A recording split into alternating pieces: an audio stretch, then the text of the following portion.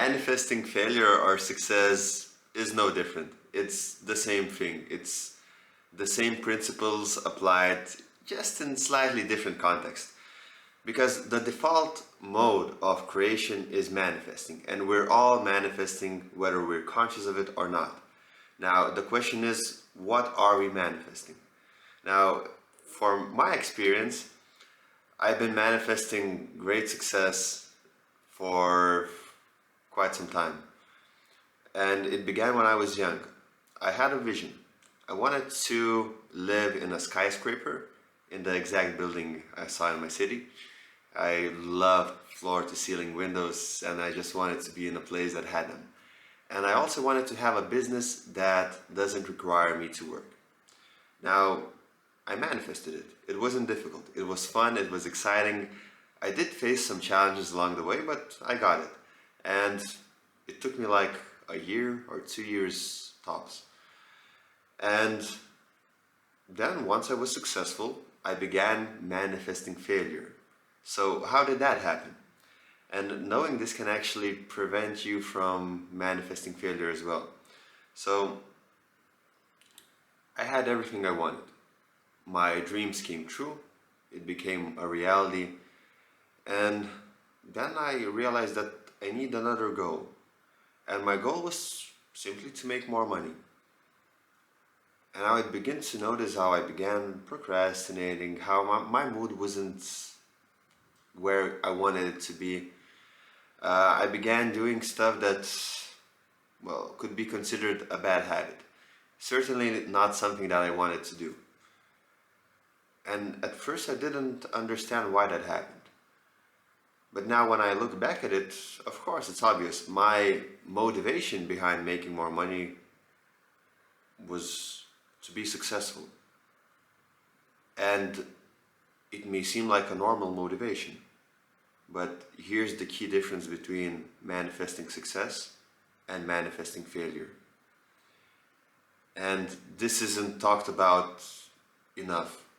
This isn't stressed enough. This is the whole premise of successfully manifesting. So as I said in the beginning of the video, you're always manifesting. And not only are you always manifesting, abundance is a natural state of being. So you're always in abundance. There's no such thing as lack. You could call it lack, but really it's an abundance of something else. So in my case, I was successful internally before I achieved success, before I lived in a skyscraper, before I had a business that didn't require me to work. But then when I was at that point, I looked around.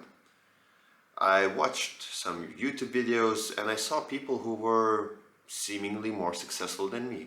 They had more money, they had, it seemed like a better lifestyle. And as I began comparing myself to those people, I started to think that, hold on, maybe I'm not that successful. And this is where it all went wrong. Because instead of manifesting success, creating success, I created failure because I wanted to be successful. What does that mean? What does it mean to want something? It means that you do not have it. So by wanting success, I assumed that I'm not successful. But by whose standards? Because if it were my own standards, well, only I can decide what those standards are, and only I can decide ultimately if I'm feeling successful or not.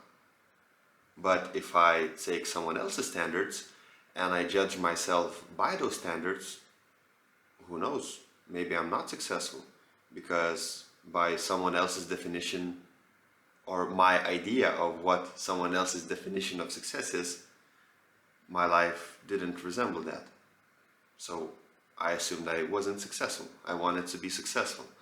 And creating from a premise of wanting something can only create the lack of that thing that you want. Or in other words, an abundance of the thing you're moving away from. So I saw myself as a failure because I didn't have all those things. So it means I was creating from a state of failure because I was thinking I wanted to be successful. And I know it's getting repetitive, but it's such an important point that so many people are missing. And until this is fixed, no success can come.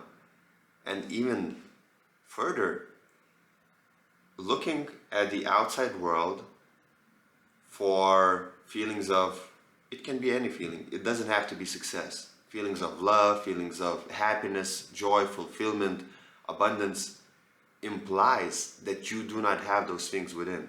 So when I was looking for success and I attached a label of success to certain situations, certain skills, certain outcomes, I created a reality where I couldn't feel successful unless I had those things.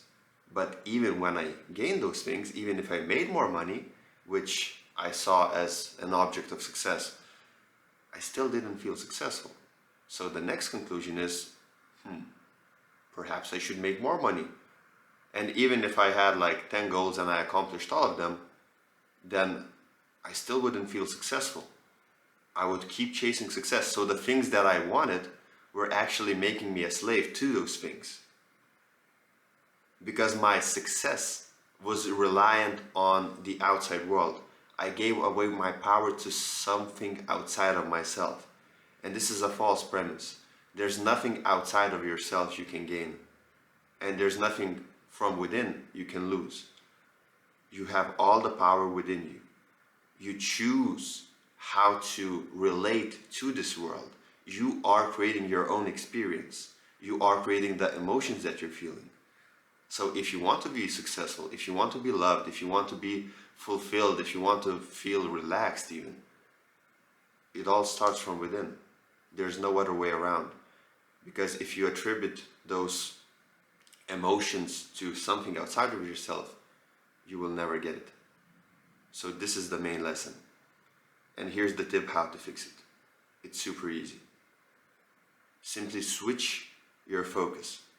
Begin paying attention to the thing that you are, to the power within. Start looking for situations where you feel powerful, and simply feel powerful in any situation. Feel any emotion you want, right now, right here. There's no other way around. Those emotions exist within you. You simply have to notice them. So begin noticing them. And once your attention is focused on those emotions, you will be beginning to notice more and more of those emotions. And stop investing any attention, any emotions to anything that is disempowering. Do not attribute success to anything outside of yourself. Do not attribute power to anything outside yourself. Everything you need is within. So subscribe.